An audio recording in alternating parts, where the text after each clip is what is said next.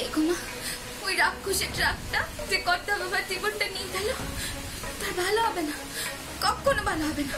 এই আমি বলছি, ওই যে ট্রাক ড্রাইভারটা যে গাড়িটা চালাচ্ছিল, সে নিশ্চয়ই শাস্তি পাবে। চুপ কর, চুপ কর, চুপ কর, চুপ কর। কি হবে বলতো শাস্তি দিয়ে? সেই শাস্তি পেলে কি আমি আমার মানুষটাকে ফিরে পাবো? পাবো না। ওই খুনি কি আমার জীবনের শূন্যস্থান পূরণ করে দিতে পারবে? পারবে না। আমার দরকার নেই। ওই খুনি ধরে কি হবে? আর পাকচারি তো আমাদের শহরে, গ্রামে সর্বত্র মানুষ মানুষকে চাপা দিয়ে চলে যাচ্ছে, বেপাত্তা হয়ে যাচ্ছে। কটা খুনি ধরা পড়ে রে? তুই পারবি খুনিকে ধরতে? পারবি? সে আমরা কি করে জানবো? সেটা তো পুলিশের কাজ। পুলিশের তো উচিত ওই লোকটাকে ধরে জেলে পুরে দেওয়া। ইচ্ছে করে অনিচ্ছে করে আমি জানি না, আমি জানতেও চাই না। ওসব কথা বলিস না, ওসব কথা বলিস না। ওসব কথা শুনলেও কেমন যেন করছে ভিতরটা। আরে বলছিলাম যে নিচ থেকে শ্যামা নিখিলে গলা পেলাম মনে হলো।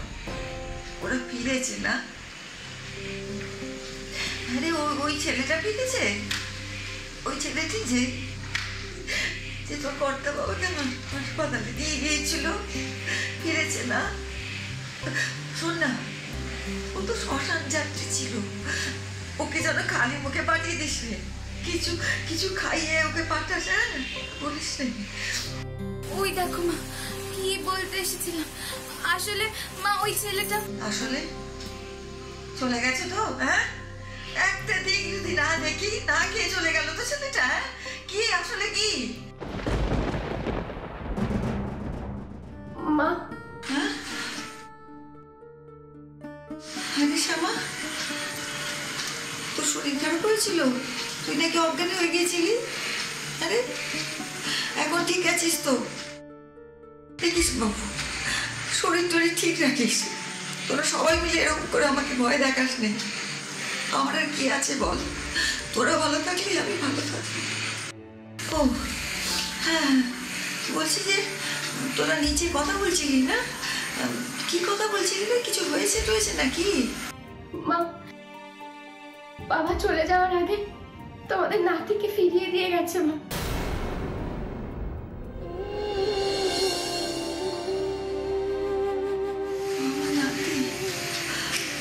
আমার টুটু কাকা আর আমার দাদু ভাইরা ফিরলো বুঝি এতদিনে? না, তোমাদের হারিয়ে যাওয়া নাতি আমার ছেলে ফিরে এসেছে মা। ওই দেখো, আবার তুই ওই সমস্ত কথা বলছিস। হ্যাঁ, তোকে না সবাই মিলে বারণ করছি, তুই ও করিস নেই। ওইভাবে ছেলে ফেরে নাকি? হ্যাঁ মা, ওই ছেলেটা যে বাবাকে শেষ পর্যন্ত বাঁচানোর চেষ্টা করেছিল, ও আমার ছেলে মা। হ্যাঁ, কি বলছিস? কি সত্যি? হ্যাঁ মা, আসলে ও জানতো না যে আমরা খবরের কাগজে বিজ্ঞাপন দিয়েছি, যার হাতে ওরকম ট্যাটু করা আছে তাকে আমরা খুঁজছি। ও জানতো না। ও যে আমি ওকে দুধের বাটিটা যখনই দিতে গেলাম। বাবা, তুমি খেয়ে নাও, খাও, তুমি শান্তি করে খাও।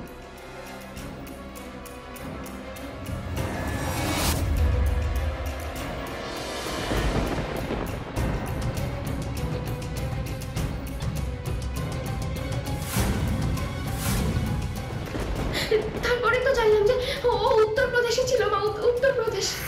উত্তরপ্রদেশের স্টেশনে আমাদেরকে ভিক্ষে করাতো, তারপর তো কলকাতায় পালিয়ে এসে উঠি এখানে। আচ্ছা, এইসব আপনারা কেন জানতে চাইছেন বলুন তো? তারপরে কোথায় ছিলে? 10 বছর বয়সে পালিয়েছি, অত ভালো করে কিছু মনে নেই। তারপরে ওই একটা চুরির কেসের জন্য জেল ফেল খেটে মানে ওই হোম থেকে ফিরলাম। আর কিছু বছর হলো এই পণ্ডিতিয়া বস্তিতে আছি।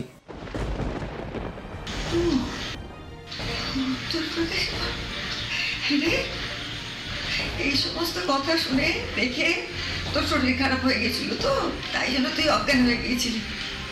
তো ওষুধ তো আমাকে সব কথা কিছু বললো না।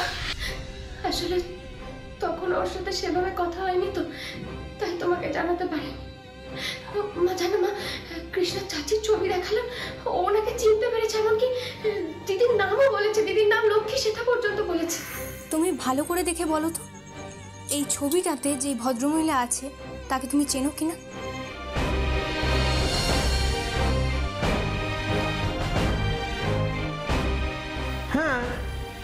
তো লক্ষ্মী চাচি। মা চলো না, মা একবার আমার সঙ্গে নিচে ওকে দেখবে। ও মা চলো না। দেখেছিস ভগবানের কি লীলা, একজনকে কেড়ে নেন আরেকজনকে পাঠিয়ে দেন। দেখবো তো, একবার চোখে দেখা তো দেখবো আমার ছোট দাদু ভাইজি। চল চল চল চল। হ্যাঁ মা চলো, এসো।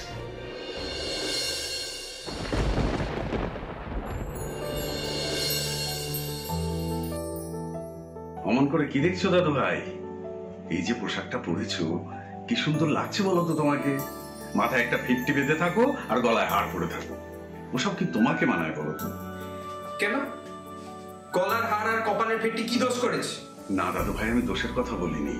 এই যে পোশাকটা পরেছো কত ভদ্র সভ্য লাগছে। আর তাছাড়া তুমি তো চৌধুরী বাড়ির ছেলে, সবকিছু তো মানানসই হতে হবে নাকি? এরপর আবার কদিন পর লেখাপড়া শুরু হবে, কলেজ যাবে, ইউনিভার্সিটি যাবে। হ্যাঁ, এই বয়সে আমার আর পড়াশোনা হবে না, আর এই বোকা নামার জামা পরে না আমাকে মোটেই ভালো লাগছে না। না দাদু ভাই, খুব সুন্দর মানিয়েছে। তুমি হয়তো এসব পোশাক পরো না বলে একটু অস্বস্তি হচ্ছে, এই আর কি। কই কই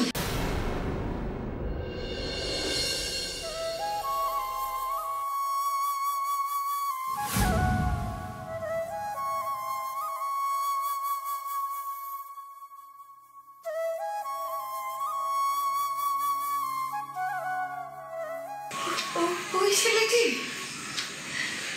ওই ছেলেটি আমার ছোট দাদু ভাই, আমাদের ছোট দিদি ভাইয়ের যমজ ভাই। হ্যাঁ মা সত্যি, কৃষ্ণের লীলা ছাড়া এটা আর কিচ্ছু হতে পারে না। দেখো আমরা কত খোঁজাখুঁজি করলাম, কত ভুল মানুষ এসে আমাদেরকে ঠকানোর চেষ্টা করলো। আমার কি মনে হয় জানো তো মা, বাবা যাওয়ার আগে স্বয়ং ওকে এই বাড়িতে দিয়ে গেছে। এইটা তুই ঠিক বলেছিস শ্যামা, ওদের বাবাই ওকে পাঠিয়েছেন। হ্যাঁ, ওর মধ্যে দিয়ে নিজের অস্তিত্বকে পাঠিয়েছেন। উনি জানেন তো সুজাতা পারবে না থাকতে এই সুন্দর হৃদয় নিয়ে, তোদের বাবাই পাঠিয়েছেন। ঠিক, আরে অবিকল আমাদের নিখিলের মতন, তাই না? অবিকল আমাদের নিখিলের মতন। আরে শ্যামা, একদম ঠিক বলেছ। এ তো তোমাদেরই বংশধর, এ নিয়ে তো আর কোনো সন্দেহ নেই। জামাই দাদা চলে গিয়ে ওকে আমাদের মধ্যে দিয়ে গেছে। হ্যাঁ গো দাদু ভাই, অচেনা লাগছে না আমাদের? তা তো লাগবেই। আমাদের যে দেখোনি কোনোদিন, একা একা বড় হয়েছো, একা একা জীবন কাটিয়েছো। বাবা, আমরা তোমার অচেনা নই, আমরাই তোমার সবচেয়ে আপন। হ্যাঁ গো, আমরাই তোমার সবচেয়ে আপন কাছে।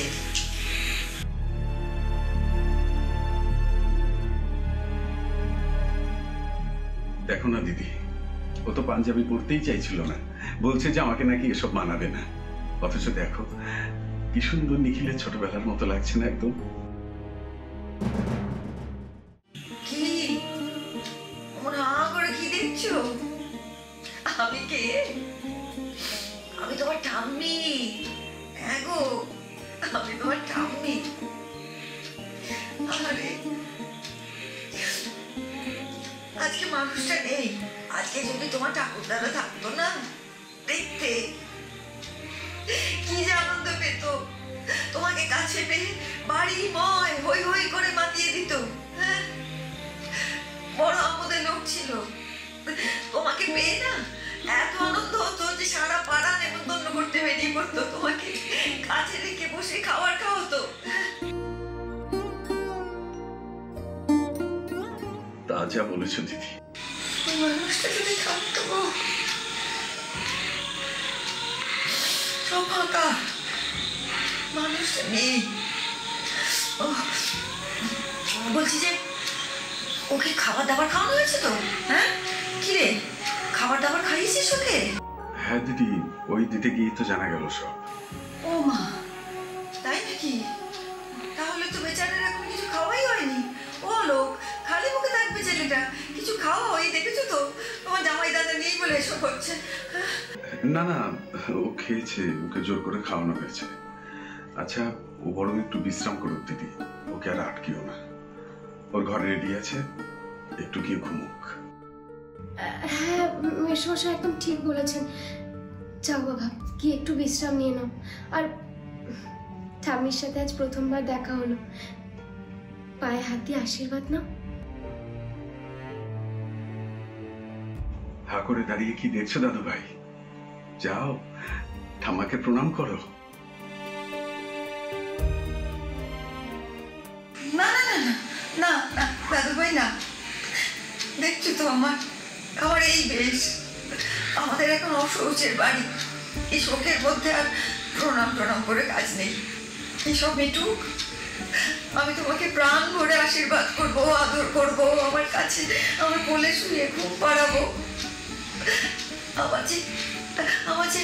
আমার হারানিধি ফিরে এসেছে যে, তাই তো এই শোকের বাড়িতে আর প্রণাম করে কাজ নেই।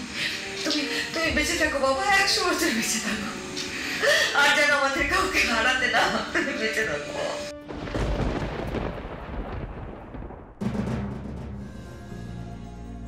দাদু ভাই, এই সুখের দিনে তোমার উপস্থিতি আমাদের বাড়িতে নতুন প্রাণ আনবে গো।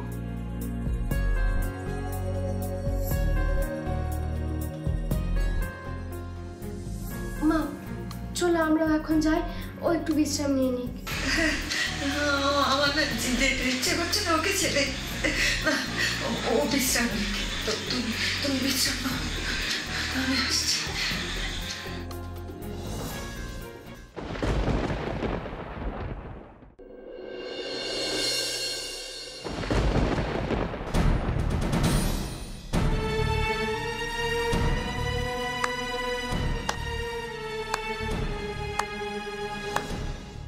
হরে কৃষ্ণ।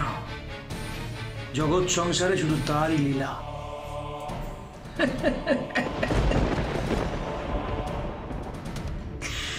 ভালো অভিনয় করলে কিন্তু ভাই। কেউ ধরতেই পারলো না যে তুমি একটা বস্তির ছেলে, তুমি একটা ফ্রড, তুমি আসলে এই বাড়ির ছেলেই না। কেউ বুঝতেই পারলো না। খুব ভালো অ্যাক্টিং করেছো, ভেরি গুড ভেরি গুড। তবে হ্যাঁ, একটা কথা কিন্তু মনে রেখো, দেওয়ালেরও কান আছে। হ্যাঁ, কোনো বেফাস কথা বলবে না। যেমন অ্যাক্টিং করছো তেমনই চালিয়ে যাবে। কেউ যেন বুঝতে না পারে যে এসব কিছু আমার চাল, আমার প্ল্যান। কেউ যেন বুঝতে না পারে। তোমাকে টাকা দিচ্ছি, তার বদলে তুমি কাজ করছো, এটা মনে রেখো। ফ্রিতে কিন্তু কাজ করছো না, কেমন? ও তার মানে আপনি সেই লোক? তো ওদের আসল সন্তান কোথায়? ধুর, ছেলে আবার কিসের? ওদের তো একটাই মেয়ে। ওসব তো আমার সাজানো। কোনো ছেলেই ছিল না ওদের। ওই চাচি, বেনারসের চাচি, পয়সার অভাবে খেতে পাচ্ছিল না, দিলাম কিছু টাকা পাঠিয়ে, ব্যাস মিথ্যে কথাটা বলে দিল। কোনো ছেলে টেলে ছিল না, সব আমার প্ল্যান। তার মানে বুড়ি চাচি এখনো বেঁচে আছে? চাচি আছে, ঠিকঠাক জায়গায় আছে, গায়েব করে দিয়েছি, কেউ আর খুঁজে পাবে না। এই যাই হোক, তুমি এসব কথা ভেবো না, তুমি তোমার কাজটা নিয়ে ভাবো, কেমন? তোমাকে যে কাজটা দিয়েছি সেটা ভালোভাবে করতে হবে তো। তুমি শুধু কাজটার কথা ভাবো, আর কোনো কথা ভাববে না, ঠিক আছে? কিন্তু সেসব নয় হলো। একটা জিনিস ক্লিয়ার করুন তো, আপনি তো আমাকে ওই অ্যাক্সিডেন্টের কাজটা দিয়েছিলেন, তাহলে বসন্ত চৌধুরীকে অন্য গাড়ি এসে মেরে দিয়ে গেল কেন? সেটা তো একটা ব্যাকআপ প্ল্যান রেডি করে রেখেছিলাম, যদি তুমি না পারো তাহলে। আসলে কাজটা আমারই। বাহ রে বাহ, এই নাকি আপনার আবার আমাকে নিজের লোকের ব্যাপারে জ্ঞান দিচ্ছিলেন? নিজের বাবাকে মারতে আপনার একবারও বাঁধলো না? এই একদম পাকাবো না। হ্যাঁ, আমি কি পারি কি পারি না সে সম্পর্কে তোমার কোনো আন্দাজই নেই, বুঝলে? এর পিছনে অনেক বড় গল্প আছে, অনেক বড়। সারা জীবন আমি অবহেলিত হয়েছি। হ্যাঁ, দেখছো এই বাড়ি, এই সম্পত্তি, সব কিছু থেকে আমি অবহেলিত হয়েছি। এই দেখো দাদা, নিখিল, এরা কত কাজ করে, কোম্পানির জন্য কত কাজ করে বলো, কত এফিশিয়েন্ট, আমার থেকে বেশি অন্তত।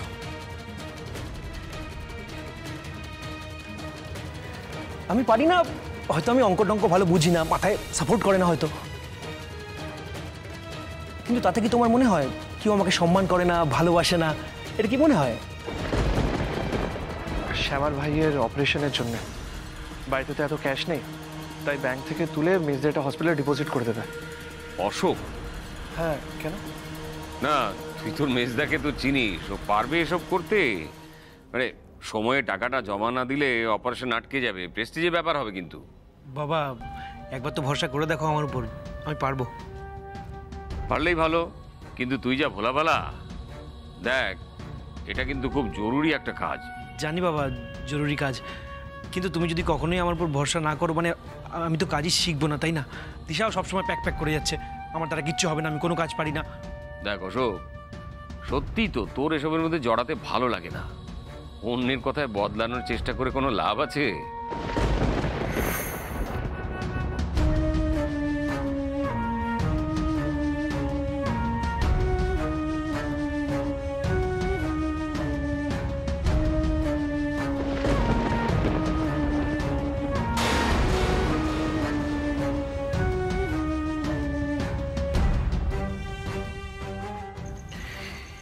কি বলো তো শ্যামা, এটা একটা অনেক বড় যুদ্ধ চলছে, অনেক বড় যুদ্ধ। হ্যাঁ, যুদ্ধের একদিকে তুমি আর নিখিল, অন্যদিকে আমি আর দিশা। এই পুরো সম্পত্তি, আমাদের বিজনেস, সবকিছু আমাদের চাই।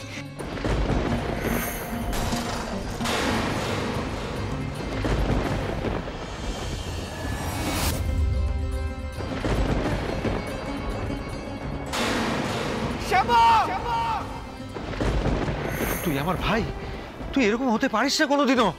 সত্যি কি করে পারছি বলতো? আমি তো এরকম ছিলাম না, তোরা আমাকে এরকম বানিয়ে দিয়েছিস। তুই, নিখিল, বসন্ত চৌধুরী সবাই মিলে আমাকে এরকম বানিয়ে দিয়েছিস। সব কথায় নিখিল অরুণ, নিখিল অরুণ, ব্যবসা বাড়ি সব জায়গায় নিখিল অরুণ। আমি কোথায়? আমি তো লুজার, আমার দ্বারা কিচ্ছু হবে না, তোরা সবসময় সেটা প্রমাণ করে দিয়েছিস।